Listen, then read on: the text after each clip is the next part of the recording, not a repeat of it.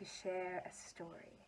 I'm going to continue telling you the untold stories of a water dragon by Carmen Kardashian. But of course, many events took place at the farm between March and the summer.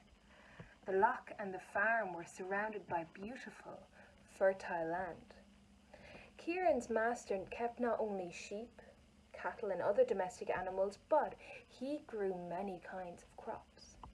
However, the major event in spring was always the arrival of new lambs and calves. Lambing season was a frantic, hectic time for the farmer, the animals, but most especially Kieran. The farmer organised the pens in which the sheep would give birth. Kieran's first job would be to bring the sheep that were in labour into these pens. Within a few days, sheep and their lambs were happily frolicking in the lush spring grassland of the glen. Kieran would tirelessly protect them from any eagles, crows, foxes or wolves. These were his newly born children too, and he felt like a father to every single one. He was excited at the thought of taking them all to see Nessie, whom he missed very much, as it's been weeks since he's seen her. Then, one Sunday morning, the farmer fed the flock and the cattle with fresh hay inside the barn. He turned to Kieran and with a husky voice he said, "Today you won't be taking them out to graze, my boy. You and I are going to have some fun." Everyone could hear the faint sound of bagpipes and laughter coming from inside the glens. Drifting smoke from nearby fires floated onto the warm air. That meant one thing. The Highland Games had started. It was that time of year again when different clans from all the surrounding villages came together and had lots of fun. All the men showed their strength by lifting and throwing tall, heavy tree trunks or large stones as far as they could. The strange smells of burning peat and the sweet aromas of haggis and other delicious mouth-watering dishes prepared by the ladies in the villages wafted across this magic land, enticing Kieran's nostrils and making his mouth dribble. The weather was very pleasant, but most importantly, it wasn't raining. When Kieran and the farmer reached the gathering, huge men in tartan kilts were competing against one another, tossing the carver, a huge tree trunk, into the air. Whoever's carver fell forward as close as possible to the 12 o'clock position won the round. These are strong men, me boy, and if anyone's ever tried to invade our land again, they'd be thrown back across the border and hopefully land on their heads close to the 12 o'clock position, said the farmer, laughing and patting Kieran's head. Kieran realised now this was his chance to help Nessie. Leaving his master to enjoy the company of his fellow men, Kieran went around the food stalls, sniffing the air for the magic portion of curry. After everyone had given him a bit of haggis, a slice of black pudding and some delicious Ardbert smoky, Kieran went back to his master with his tummy full of yummy and scrumptious treats. However, there was no sign of the exotic curry. One of the farmer's friends brought over a bowl of some Scottish broth, which reminded Kieran of home cooking. Another farmer brought a stew with a pungent smell and handed it to Kieran's master. This time, Kieran didn't recognize the smell. It was an aroma totally alien to Kieran. The farmer patted his head, laughing out loud. In his husky voice he said, "This is not for you, my boy. It's too spicy for a dog." "Unless you can wash it down with a pint," said one of his farmer's pals. "Or even a wee dram," said another one, laughing. "Aye, man, this is a proper Indian curry made for real men," his master responded. "Ouch! But tomorrow your bottom will be on fire and it may take the whole lot to put it out," added one of the men, laughing again. At the word curry, Kieran sat up, and the hair on the back of his neck stood up. He let out a friendly bark. Woof! His beautiful tail wagged from side to side with such vigour his entire bottom was wriggling. Nessie's solution to her problem was right there under his nose, and he couldn't help but thinking that Nessie had gotten it all wrong. According to his master's pal, the fireballs were not supposed to come through her nostrils, as he said, but through her bottom. Just as well she lived in a loch. She might need all that water to put the fire out. Kieran smiled to himself. With every spoonful of curry the farmer ate, Kieran barked, looking straight into his eyes. Okay, boy, I hear you, but I'm warning you, it's too hot for you.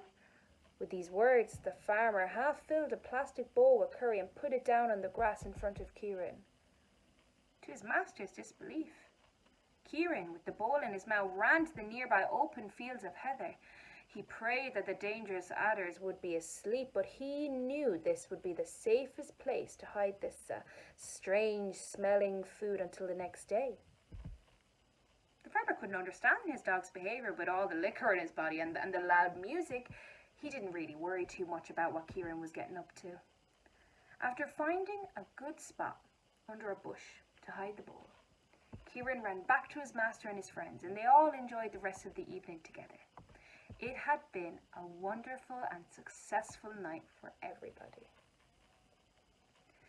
The Highland Games were finished by midnight.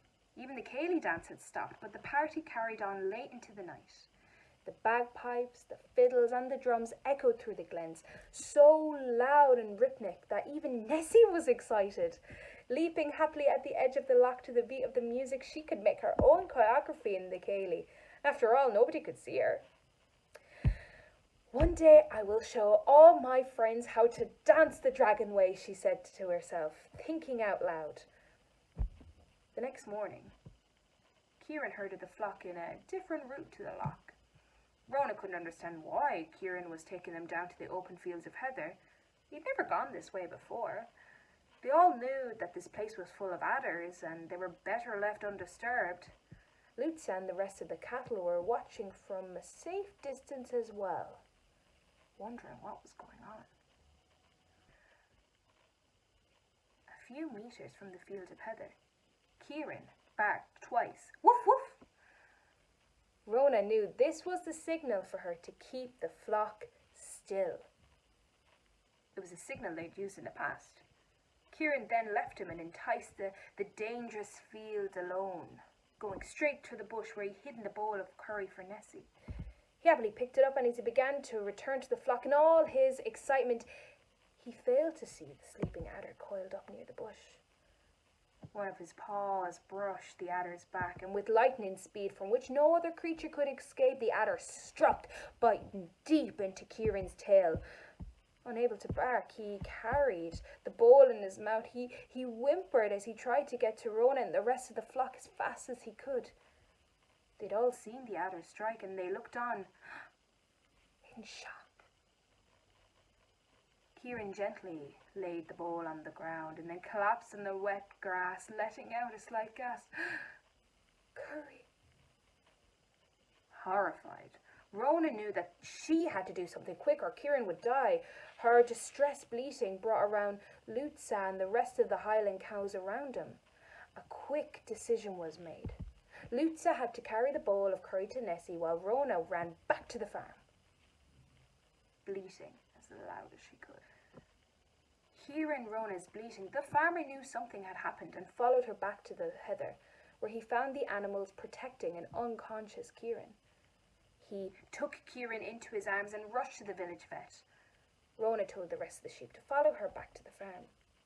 Meanwhile, Lutza took the curry bowl to Nessie. She began mooing and calling by the edge of the loch, and suddenly a water dragon's head popped out of the water. Lutza told her what happened to Kieran and how their brave friend risked his life to hide the curry. Nessa was devastated that she might be the cause of the death of her closest friend. It's all because of me and my stubborn desire to be like Alex, Nessie cried, splashing the surface of the water with her tail.